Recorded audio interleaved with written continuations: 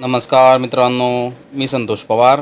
मित्रांनो, फ्री शौचालय योजना 2024 घरी बसल्या मोबाईलमधून तुम्ही अर्ज करू शकतात. कशा प्रकारे अर्ज करायचा आहे, काय आहे योजना, सविस्तर माहिती आपण व्हिडिओच्या माध्यमातून जाणून घेणार आहोत. त्यासाठी व्हिडिओ लक्षपूर्वक पहा.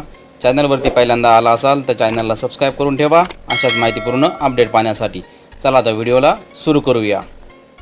मित्रांनो, फ्री टॉयलेट योजना 2024 ही योजना केंद्र सरकारच्या वतीने देशभरात स्वच्छ भारत अभियान राबवले जात आहे.